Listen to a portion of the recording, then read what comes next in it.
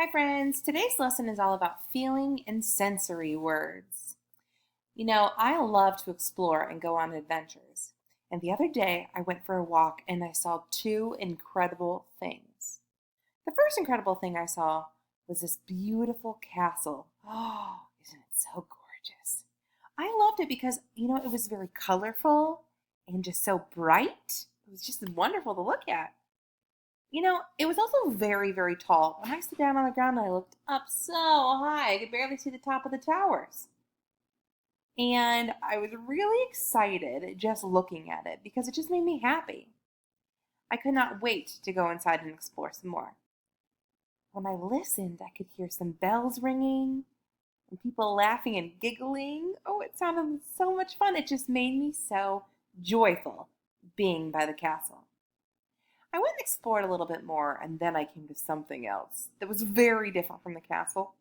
Eek! Ooh, this creepy house. Oh my goodness, it was so dark. It was very much not like the castle. It was kind of spooky. Looks like a place a ghost would live, in my opinion. I could hear wind howling. Ooh, probably as it was going through the different cracked parts. And I could hear some banging, bing, bing, bing, of like a door or something. And there were like lots of cracked windows and just things that looked broken. Oh, this is definitely not a place I wanted to be. If you see, it's like some of the curtains are like sagging and look just kind of run down. And it made me feel a little bit nervous. And, I'm going to be honest, a little bit frightened because I did not want to meet whoever lived inside that house. Okay, so I saw those two places on my exploring day. And when I got home, I was like, oh my goodness, I want to share with my family the two incredible things that I saw.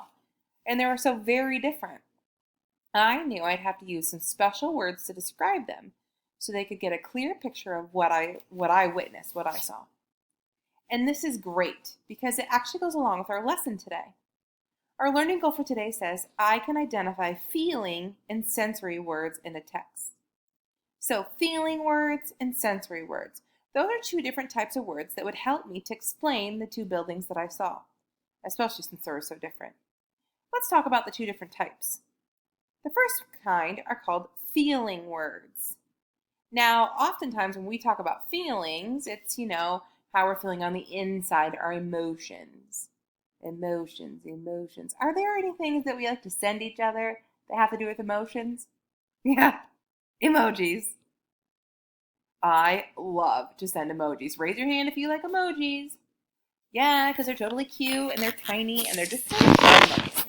Go ahead and take a peek at those emotions. Oh, those emojis. Sorry. Okay, now the great thing about emojis is they're just a quick little picture that share feelings. Okay, so I'm going to tell you some feeling words and you find the emoji that matches it. What about happy?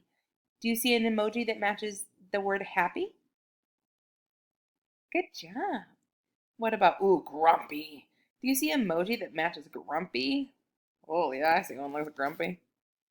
What about thrilled? Ooh, thrilled means like excited, like I'm thrilled to go shopping for a new bike, or I'm so excited. Do you see an emoji that would capture that feeling? Good job. What about goofy? Someone's feeling kind of silly. Do you see any emojis that are kind of goofy?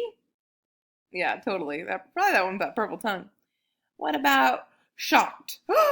I'm so surprised. I'm so shocked. Yeah, that one that has the face. And then finally, a sad face. Do you see any sad face emojis? Boo. Yeah, the one definitely crying would be the one I would use.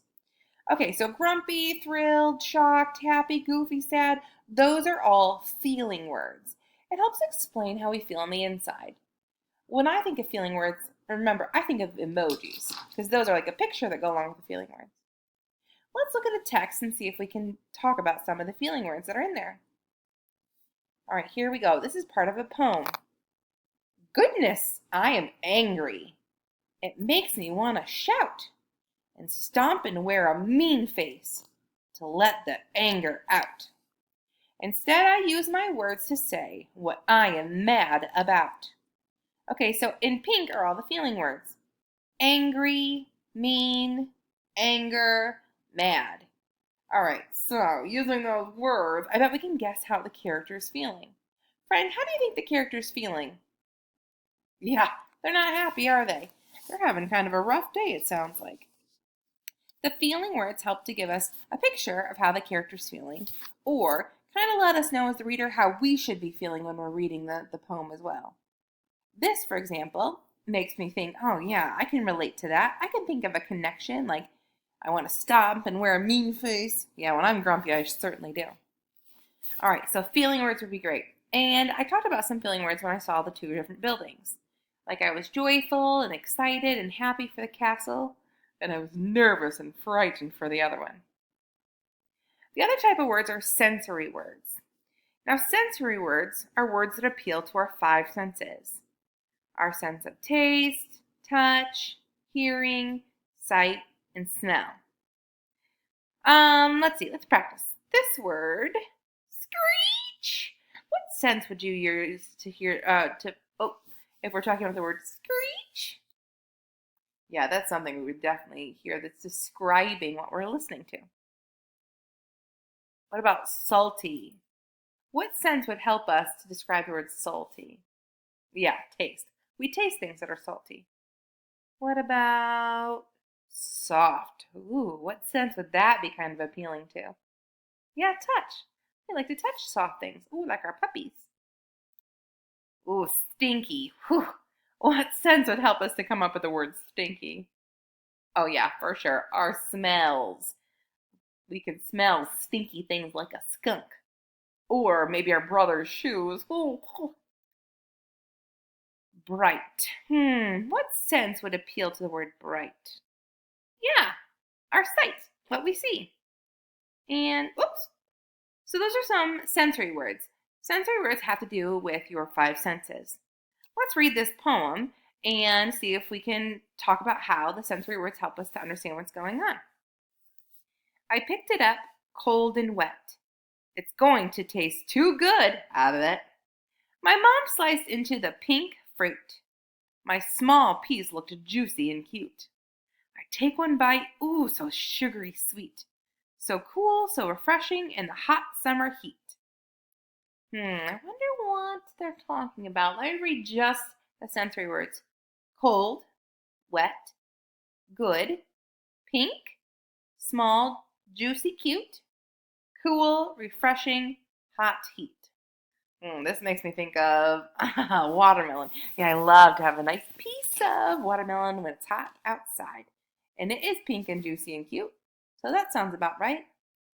Now, sensory words are good to use because it helps the reader pretend like they're there. Like when I read this, I picked it up cold and wet. I thought about picking up something that was cold and wet. And then it said it was pink, so then that object that I was picturing turned pink, and it was small and juicy. Ooh, that made me think of watermelon. Watermelon's really juicy. I can almost taste the juice from the watermelon in my mouth right now. Can you? See, sensory words help to have the reader pretend like they're there almost. Like when I was talking about the castle and then that creepy house, I said things like howling winds and giggling and laughter and bells ringing because those are things that I could hear, and it made you think of like the time that you've heard this before so you could pretend that you were there too. It kind of brings things to life. So authors like to use feeling words and sensory words to kind of make the story more interesting, give it more detail, but also help to connect with what's going on in the text. Our learning goal for today says, I can identify feeling and sensory words in a text. And that's exactly what we've been doing. So now, friend, it's your turn. I want you to go ahead and seesaw a video to your teacher. I'm going to read this little short stanza from a poem, and I want you to send me a seesaw video telling me the different feeling or sensory words you heard in the poem. Are you ready? Here we go. The birds are gone, the world is white. The winds are wild, they chill and bite. The ground is thick with slush and sleet, and I can barely feel my feet. I'll read it one more time for you. The birds are gone, the world is white. The winds are wild, they chill and bite. The ground is thick with slush and sleet, and I can barely feel my feet. All right, good luck, friends.